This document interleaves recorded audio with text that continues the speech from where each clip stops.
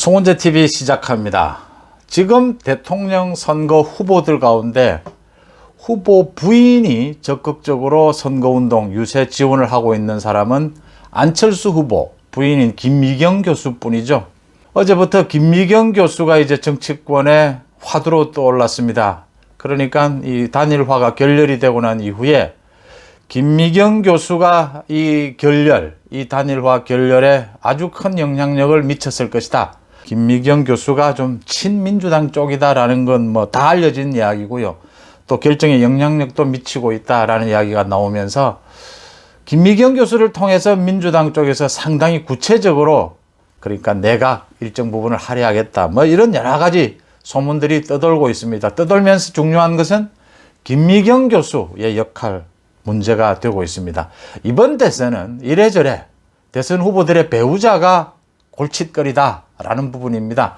김건희 씨, 김혜경 씨, 김미경 씨, 뭐 심상정 후보는 빼고요.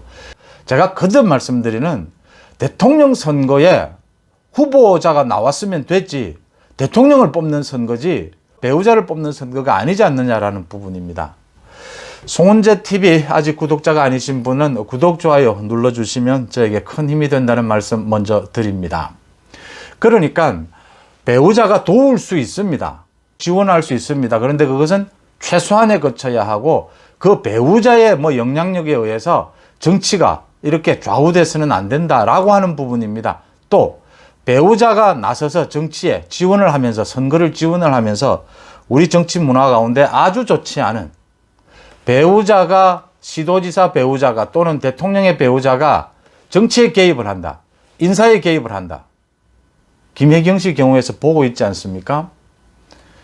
공무원을 몸종처럼 활용을 하고 법인카드를 횡령했다. 그렇다면 도정에 개입하는 일은 없었을까? 법인카드를 횡령한 것이 바로 개입이죠. 개입이긴 하지만 정말 직접적으로 개입하는 일은 없었을까? 이런 좋지 않은 행태 문화가 선거 과정에서 선거 지원을 하면서 일이 시작이 된다라고 하는 점입니다. 선거 지원을 하게 되면 그 캠프에서 지금 김혜경 씨 같은 경우에도 배우자 지원팀을 만듭니다.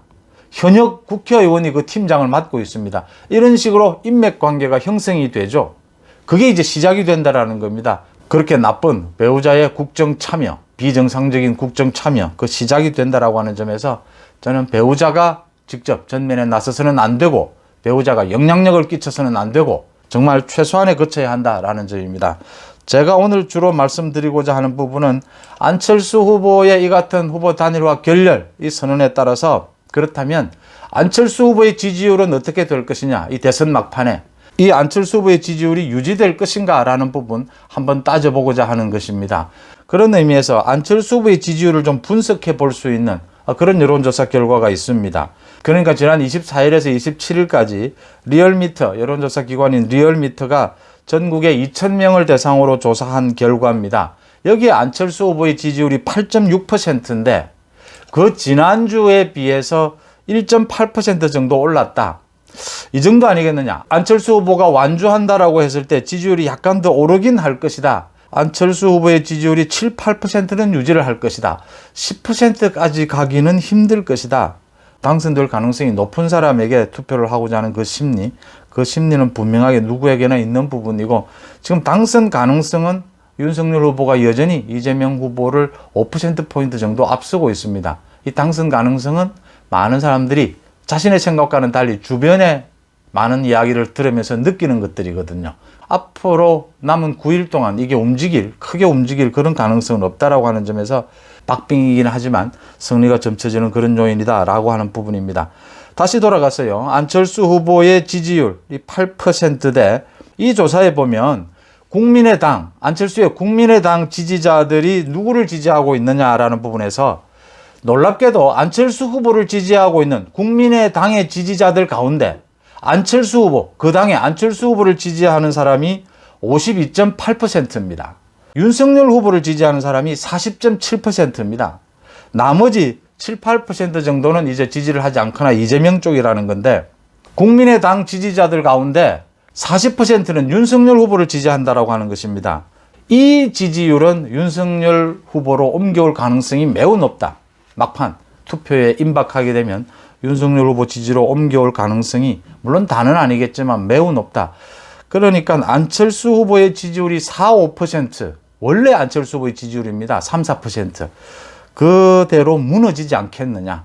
그대로 그 4, 5%대로 지지율이 무너진다면 안철수 후보의 단일화, 결렬 이런 것들이 큰 효과가 없다라는 부분이고, 그 나머지 그럼 4, 5%는 윤석열로 옮겨올 가능성이 매우 높다.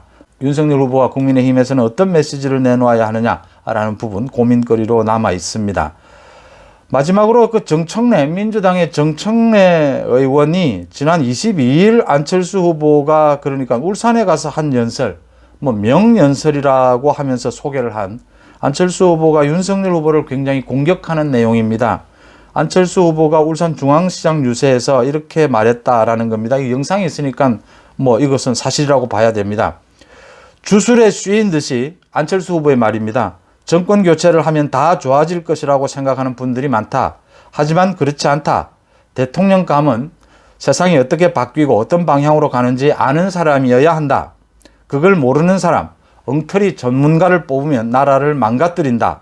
답답한 것이 윤석열이 대통령 자격이 없다는 것을 다 알면서 이재명을 떨어뜨려야 된다는 생각에서 윤석열을 뽑으면 1년이 지난 다음 내 손가락을 자르고 싶어질 것이다. 안철수가 이런 말을 했다라고 해서 정청래가 명연설이라고 합니다. 다른 사람도 아니고 정청래가 명연설이라고 합니다. 안철수가 윤석열을 찍으면 손가락을 자르고 싶어질 것이다. 안철수 후보의 지지율을 어떻게 붕괴시키느냐라는 부분, 이 부분에 대해서 이제는 집중해야 될 때가 아니냐. 그런 차원에서 지금 정치권에서 어제부터 불고 있는 민주당과 안철수 후보 측의 밀약설, 안철수 후보 부인인 김미경 교수의 역할론, 이런 부분, 이번 대선은 어쨌거나 이러나 저러나 대통령 후보들 부인들, 대통령 후보의 배우자들이 문제입니다. 골칫거리입니다. 송은재 TV 마칩니다. 고맙습니다.